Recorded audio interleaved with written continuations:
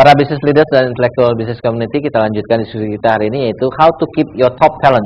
Pertanyaan yang menurut Pak Irfandi adalah satu pertanyaan yang selalu menjadi problem buat para CEO even di seluruh dunia.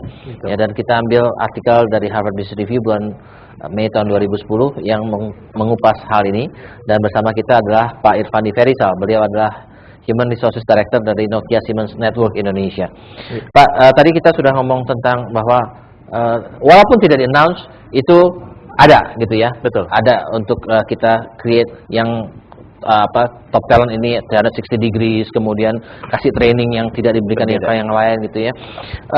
Actually yang kita nggak ngomong yang di-announce lah, tapi yang ada sebenarnya itu seperti apa ya? How you treat this top talent itu dia punya budget khusus atau gimana? Ya, dikatakan budget khusus tentunya tidak, karena memang dia sudah menjadi alokasi khusus untuk leadership development program kita.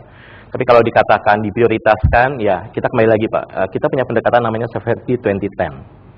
70-20-10 adalah 70 adalah lebih kepada assignment, 20 lebih kepada coaching and mentoring, and 10 kepada training.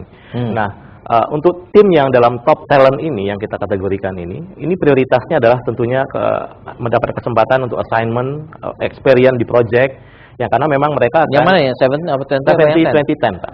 Artinya program pengembangan kita adalah khusus untuk top talent ini berdasarkan kepada 70-20-10 konsep.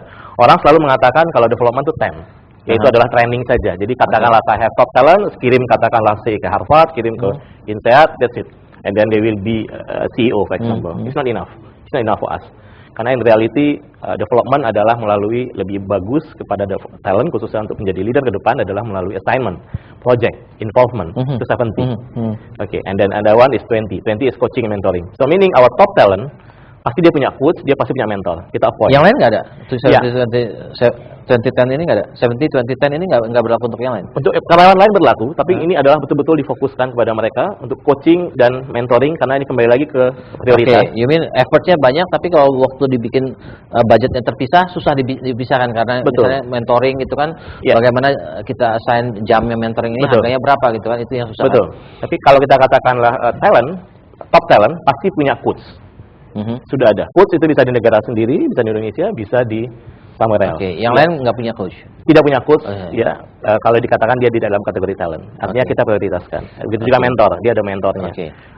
Dan untuk mereka juga punya satu career plan tersendiri. Setiap tahun kita melakukan rutin, bahkan tiap 6 bulan sekali kita melakukan namanya talent review, Pak. Jadi posisi talent kita hari ini, di mana mereka hari ini, kemudian apa posisi yang mungkin, karena organisasi kan selalu berubah, apa struktur organisasi yang mungkin mereka bisa capai. Career plan-nya different dari di others kan? Lebih fast track gitu ya? Kalau yang lain kadang-kadang mereka bisa apply, open opportunity, ya bisa dikatakan tergantung situasi perusahaan, apa yang available. Kalau ini memang kita sudah arahkan, dia bagaimana harus lebih cepat. Kemudian secara remunerasi barangkali, kita juga hari ini kita lihat, dia ada di komparasio berapa, sehingga bagaimana kita mempercepat mereka. Intinya we cannot put them similar than others. We cannot put them similar than others. Ya, betul. Ada pertanyaan dari audiens, Pak? Silakan, Pak Hasnul. Nanya sedikit, Pak. Bagaimana cara mengatasi internal competition yang mungkin terjadi ya? Yang pertama mungkin begitu talent ada, ya mungkin dia nggak diumumkan, tapi somehow orang akan nangkap lah bahwa saya talent sini karena perlakuan khusus talent sini. Nah, dua kemungkinan terjadi. Pertama adalah kompetisi antar incumbent dengan talent. Yang kedua adalah antar talent sendiri. Betul. Ya, misalnya kalau yang pernah saya alami, ya antara incumbent dengan itu akhirnya hubungannya jadi kompetisinya nggak baik. Yang kedua adalah begitu kejadian mau diganti dites 2 orang, satu lolos yang satu keluar karena merasa bahwa ya saya sebenarnya lebih baik dari dia gitu. Gimana ngatasi ini? Oke. Jadi very good questions ya. Karena itu berdasarkan pengalaman pribadi, Pak. Really challenging question, Pak. Iya. Jadi how to anticipate this internal connection. Internal connection itu bisa dari incumbent, kemudian ini kan akan nyodok ke atas nih. Ya, berarti ini akan segera dilengsarkan gitu kan. Kemudian yang kedua di antara hypo sendiri gitu ya, saling berkompetisi untuk satu posisi gitu. Ya, barangkali pengalaman kita ya, barangkali Pak Hasnul jauh lebih pengalaman, barangkali pengalaman kita yang kita jaga adalah manage expectation at the beginning, Pak. Karena kalau dikatakan bahwa ini adalah mungkin konsepnya succession plan. For example, they know in the mapping dia akan katakan say next 2 years it can be this position, for example. Oke, tapi ini kita katakan ini not promise.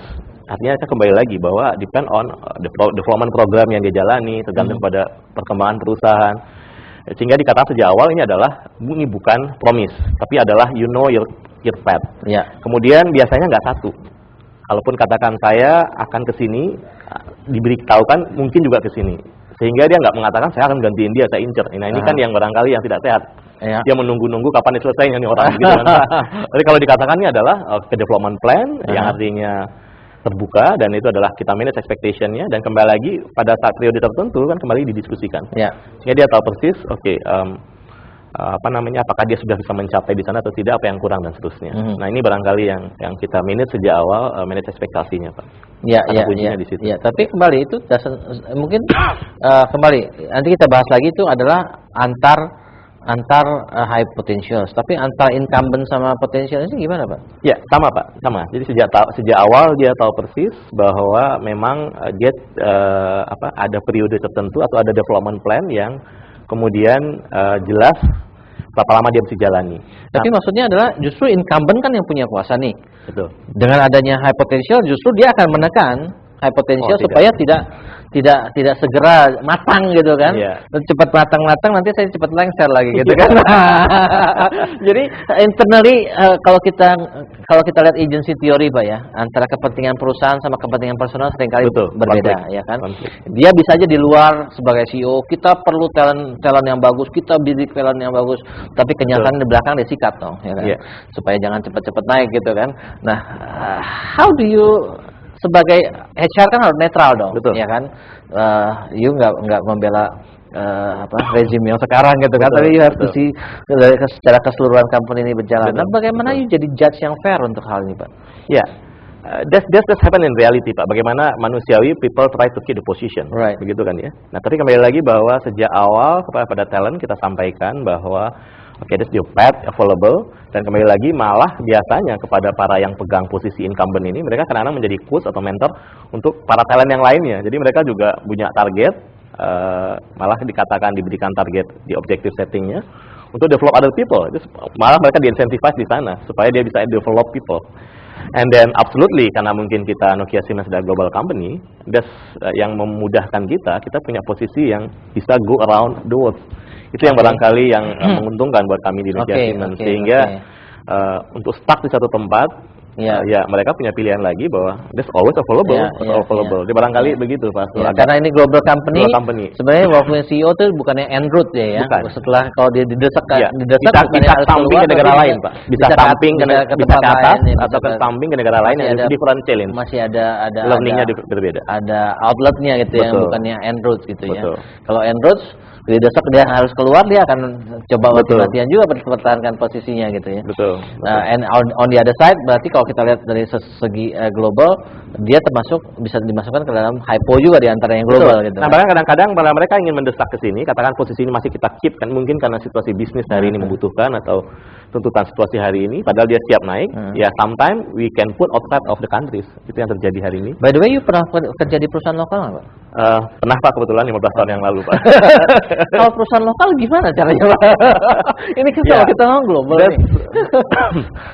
That's challenging ya, challenging karena kembali lagi talent management succession plan sometimes bermata dua ya. Bermata dua pada saat dia tahu dia di kesempatan di develop, kemudian perusahaan nggak bisa akomodir one day, akhirnya menjadi merasa terus saya mau kemana lagi gitu. Akhirnya dikatakan oleh Pak Asnul dia leaving. Itu terjadi, akhirnya perusahaan sudah invest sekian banyak, kembali ke living. Nah, kembali ke di sini, kembali ke kepekaan HR atau CEO barangkali untuk berdiskus regularly, untuk mengambil rutin melihat ya posisi talent hari ini. Barangkali yang terjadi banyak di perusahaan, menurut hemat saya, Pak, pengalaman kami, tidak direview rutin. Tapi kalau direview rutin, talent kita hari ini bagaimana? Posisi mereka ada di mana? Sehingga kalaupun rawan, bagaimana? Nah, kembali lagi yang menarik di sini disampaikan bahwa don't be assume bahwa talent pasti engage. Sering sekali kita mengatakan bahwa talent pasti engage. Karena dia talent, pasti dia kemudian orang yang terbaik yang engage. Padahal talent dilihat daripada segi performan dan potensial, kan, Pak? Engage itu kan berarti dia bisa into the team, bisa bekerja sama dengan tim, bisa giving result with teams kan gitu kan. Betul. Berarti bukan hanya dari dianya aja, dari timnya juga harus ada acceptance kan. Betul. Nah, bagaimana reaksi non hypo ini terhadap hypo? Kan pasti ada jealousy juga dong, Pak. Ya. Ya, itu kembali Pak. Kalau secara perusahaan selalu dibedakan sebagai first class dan second class, nah itu biasanya terjadi lah. Ya, makanya kembali lagi kalau di kami ya dibedakan, tapi tidak disampaikan secara mengatakan bahwa kita ada launching besar-besaran, katakanlah ini adalah top talent sehingga mereka bisa dilihat, diumumkan. It's not like that. Karena kalau demikian, satu lagi filosofi value perusahaan kita ingin adalah open communication, yes, tapi kita respect each other.